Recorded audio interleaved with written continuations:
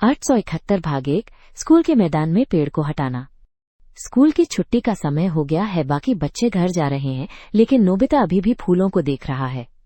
अचानक वो शिक्षक की आवाज सुनता है। ऐसा लगता है कि शिक्षक स्कूल के मैदान का पेड़ काटना चाहते हैं। नोबिता दौड़कर शिक्षक के पास पूछता है कि क्या वे इस पेड़ को काटना चाहते हैं। शिक्षक ऐसा नहीं चाहते, लेकिन प्रधानाध्यापक को मनाने की कोशिश कर रहे हैं। स्कूल से घर जाते समय नोबिता उस पेड़ के बारे में सोचकर उदास हो जाता है, क्योंकि ये पहला पेड़ था जिस पर वो चढ़ पाया था।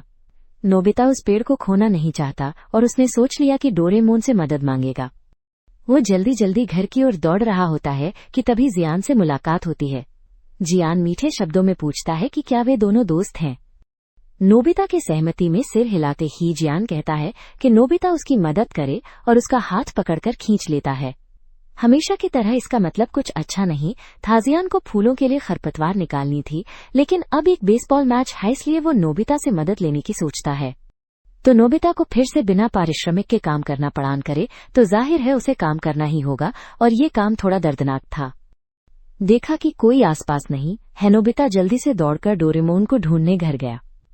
जैसे ही वो दरवाजे पर पहुंचा, माँ ने फिर याद दिलाया कि नोबिता ने वादा किया था कि वो घास उखाड़ेगा, लेकिन उसने अब तक नहीं किया। नोबिता ने कहा कि वो इसे अगले दिन करेगा, लेकिन माँ गुस्से में थी और उसने साफ मना कर दिया। तो नोबिता को पूरी कोशिश करनी पड़ी कि वो जितनी जल्दी हो सके सब उखाड़े। सौभाग्य से जब नोबिता घास उखाड़ रहा था, डोरेमोन वापस लौट आया। डोरेमोन ने अपनी एक गजब की दवा निकाली जो पेड़ों को विकसित करने में मदद करती है। उसने इसे पेड़ों पर डाल दिया और देखते ही देखते पेड़ों में पैर उग आए और वे जमीन से निकलकर भाग खड़े हुए। डोरेमोन ने कहा कि जब ये दवा पेड़ पर डाली जाती है तो वो एक ऐसे जीव जैसा बन जाता है जिसके पैर होते हैं। डोरेमोन ने उन पेड़ों को कहीं और जाने का आदेश दिया और तुरंत सारे पेड़ आपस में मिलकर भाग गए। नोबिता बहुत खुश हुआ, क्योंकि इस तरह उसके घास उखाड़ने का काम खत्म हो गया। तो दोनों खुशी खुशी स्कूल की ओर भागे। डोरेमोन ने कहा कि इस दवा को केवल पेड़ पर डालने की जरूरत है और वे उसे कहीं और ले जा सकते हैं। दोनों बहुत खुश हो रहे थे, तभी जियान ने नोबिता को पुकारा, लेकिन उसकी आवाज में प्यार नहीं था। उसके हाथ में एक हथियार था और वो नोबिता से नाराज था, क्योंकि नोबिता ने उसका दिया काम अधूरा छोड़ दिया था।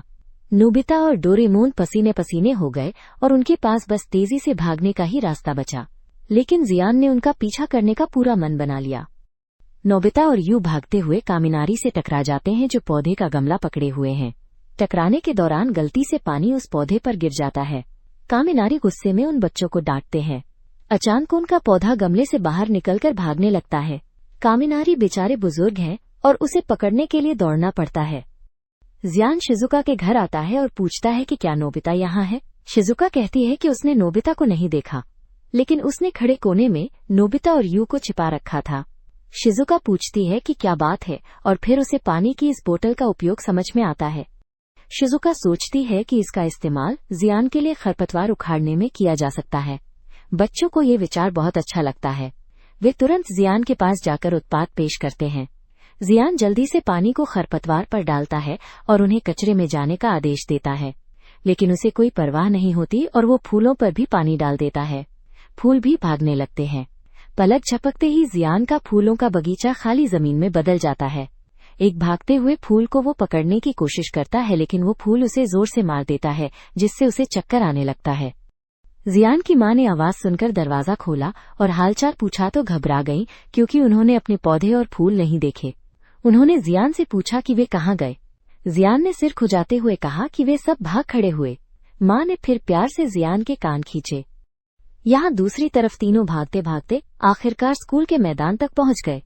नोबिता ने जादुई पानी पेड़ पर डाला और उससे कहा, उठकर चलो। तुरंत ही पेड़ उठ खड़ा हुआ और चलने लगा। तीनों उसे चलने का रास्ता दिखा रहे थे कि तभी वे प्रधानाध्यापक से टकरा गए। ये देखकर तीनों ने तय किया कि वे अब घुमावदार रास्ते से जाएंगे। तीनों रास्ते पर चल रहे थे और चलते चलते उन्होंने एक मजदूर को डरा दिया, क्योंकि वो चलने वाले पेड़ को देखकर डर गया। आखिरकार वे पहाड़ के तल तक पहुंच गए और पेड़ से कहा, जल्दी से पहाड़ पर चढ़ो। लेकिन पेड़ अभी चढ़ना शुरू भी नहीं कर पाया था कि उन्होंने सुनियो को देखा, जो रिमोट नियंत्रित प्लेन से खेल रहा था। उसने खेलते खेलते प्लेन का नियंत्रण खो दिया और वो सीधा नोबिता के सिर से टकरा गया। सुनियो तुरंत वहां आया और नोबिता से माफी मांगी। सुनियो को देखकर तीनों ने जल्दी से पेड़ को छिपा दिया। सुनियो ने उत्सुकता से पूछा, तुम लोग मुझसे कुछ छिपा रहे हो है ना? शिजुका ने कहा कि वहां कुछ भी नहीं है। नोबिता ने हताश होकर अपने हाथ में पकड़े हुए विमान को झाड़ियों में फेंक दिया। सुनियो ने ये देखा और अब उसे कोई आलोचना करने का मन नहीं हुआ। उसने जल्दी से उस विमान को पकड़ लिया। नोबिता को डांटने का इरादा करते हुए उसने चारों ओर देखा, लेकिन वहां कोई नहीं था। फिर उसने देखा कि कुछ बच्चे भाग रहे थे और उनके साथ एक चलता फिरता पेड़ भी था। वो पेड़ जहां भी जाता सबका ध्यान आकर्षित करता। कहना पड़ेगा कि वो दृश्य डरावना था।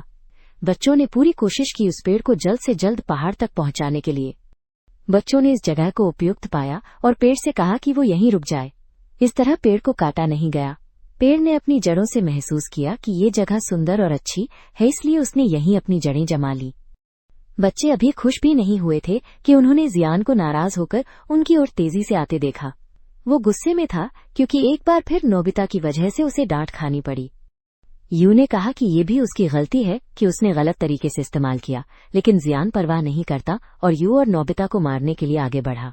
शिजुका ने भी उसे रोकने की कोशिश की, लेकिन वो रुकने का कोई संकेत नहीं दिखा रहा था। वो दोनों को हराने की योजना बना रहा था, भी अचानक उसे कुछ भारी चीज लगी। उसने पीछे मुड़कर मुक्का मारा, लेकिन वो पेड़ के तने पर जा लगा। इस दर्द को असहनीय कहना गलत नहीं होगा। जियान ने हाथ पकड़ लिया और किसी को दोष देने से पहले पेड़ ने उसे फिर से मारा। जियान ने अपनी लड़ाई की कला का इस्तेमाल किया और बचने की कोशिश की, लेकिन फिर भी उसे एक जोरदार चोट लगी जिससे उसका पिछला हिस्सा लाल हो गया।